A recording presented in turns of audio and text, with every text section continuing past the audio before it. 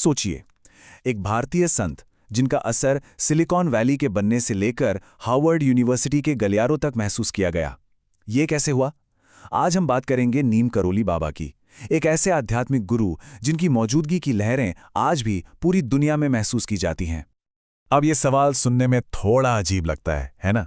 एक तरफ है मनोविज्ञान की दुनिया के एक बहुत बड़े ज्ञाता, और दूसरी तरफ वो इंसान जिसने टेक्नोलॉजी को हमारे रोजमर्रा के जीवन का हिस्सा बना दिया। भला इन दोनों में क्या नाता हो सकता है? देखिए, ये दोनों ही अपनी अपनी दुनिया के शिखर पर थे। डॉक्टर रिचर्ड एल्पर्ट हार्वर्ड के एक माने हुए मनोवैज्ञानिक, और स्टीव जॉब्स वो विजनरी जिसने टेक्नोलॉजी के साथ हमारा रिश्ता ही बदल दिया। दोनों की राहें, दोनों की दुनियाएं बिल्कुल अलग थीं। और इन दो बिल्कुल अलग जिंदगियों को जोड़ने वाली कड़ी थे एक भारतीय संत, जिन्हें दुनिया नीम करोली बाबा या प्यार से कहें तो महाराज जी के नाम से जानती है। तो चलिए इस बेहद दिलचस्प कहानी की परतों को एक एक करके खोलते हैं। महाराज जी की कहानी असल में चमत्कारों से बुनी हुई है। ऐसी कहानियां जो हमारे तर्क और लॉजिक से परे हैं, लेकिन उनके भक्तों के लिए ये दैवीय कृपा का जीता जागता सबूत थीं। उनके सबसे मशहूर किस्सों में से एक है ट्रेन वाला किस्सा। महाराज जी को बिना टिकट सफर करने की वजह से फर्रुखाबाद के पास ट्रेन से उतार दिया गया, पर जैसे ही वो उतरे, ट्रेन अपनी जगह से 1 इंच भी नहीं हिली। ऐसा लगा मानो किसी अंधे की ताकत ने उसे रोक लिया हो। घंटों कोशिश करने के बाद जब अधिकारी थक हार कर उनसे वापस ट्रेन में चढ़ने की मिन्नत करने लगे, तो उनके बैठते ही ट्रेन ऐसे चल पड़ी जैसे कुछ हुआ ही ना हो।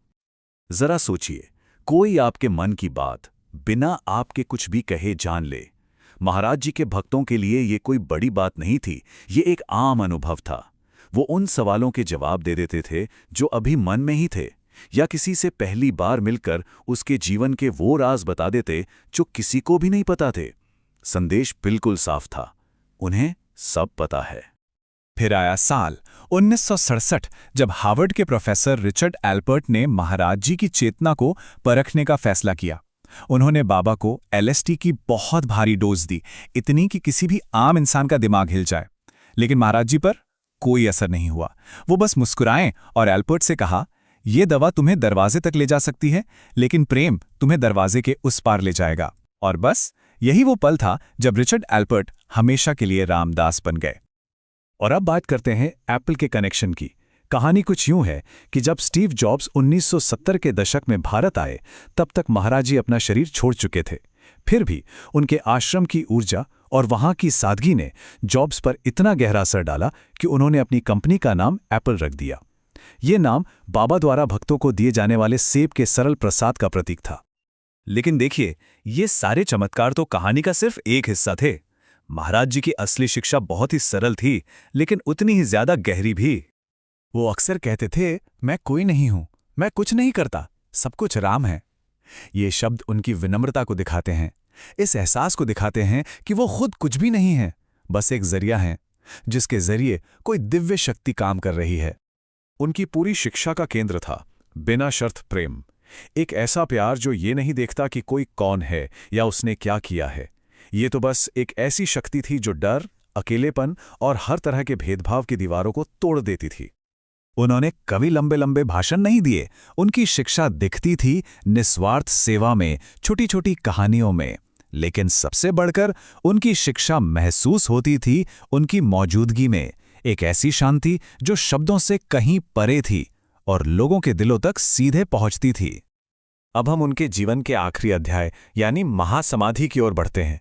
ये एक योगी का अपने शरीर को सचेत होकर छोड़ने का कार्य है, और उनके जाने की घटनाएं भी उतनी ही रहस्यमयी थी जितना उनका पूरा जीवन। 11 सितंबर 1973 की सुबह वृंदावन के एक अस्पताल में उन्होंने अपनी ऑक्सीजन ट्यूब ये कहकर हटा दी कि ये बेकार है। फिर उन्होंने 3 बार एक दिव्य नाम का जाप किया और उनका शरीर शांत हो गया। जब उनके अंतिम संस्कार की तैयारियां चल रही थीं, तो अचानक एक भयानक तूफान ने सब कुछ तहस-नहस कर दिया। पर चमत्कार देखिए, जैसे ही उनकी एक प्रिय भक्त सिद्धि मां वहां पहुंची, तूफान उसी पल थम गया। उस दुख भरे पल में भी एक भक्त को चिता की आग में एक अद्भुत नजारा दिखा। उन्होंने देखा कि महाराज जी भगवान राम और लक्ष्मण के बीच खड़े हैं और हनुमान जी उनकी परिक्रमा कर रहे हैं। ये मानो एक दिव्य आश्वासन था कि सब ठीक है। महाराज जी ने 1973 में अपना शरीर तो छोड़ दिया, लेकिन उनका असर और उनके प्रेम की ऊर्जा आज भी उतनी ही जिंदा है। जो मानते हैं उनके लिए चमत्कार कभी रुके ही नहीं। आज भी उनके आश्रमों में भंडारे के दौरान खाना कभी कम नहीं पड़ता। भक्त अक्सर बताते हैं कि कैसे वो किसी बड़ी दुर्घटना से बाल बाल बच गए या कैसे महाराज जी ने सपनों में आकर उनका रास्ता दिखाया। आखिर में इन सभी चमत्कारों और कहानियों से भी बढ़कर उनकी सबसे बड़ी विरासत उनका असीम प्रेम था। उनकी वो अद्भुत क्षमता जिससे किसी भी इंसान को ये महसूस होता था कि उसे पूरी तरह से देखा गया है, स्वीकार किया गया है और वो पूरी तरह से सुरक्षित है। महाराज जी का एक संदेश था जो आज भी हमारे कानों में गूंजता है। चमत्कार पहले से ही हो रहा है। शायद असली चुनौती उन घटनाओं को देखने में नहीं है जो तर्क से परे हैं, बल्कि हमारे आसपास हर पल मौजूद साधारण से जादू को देखने में है।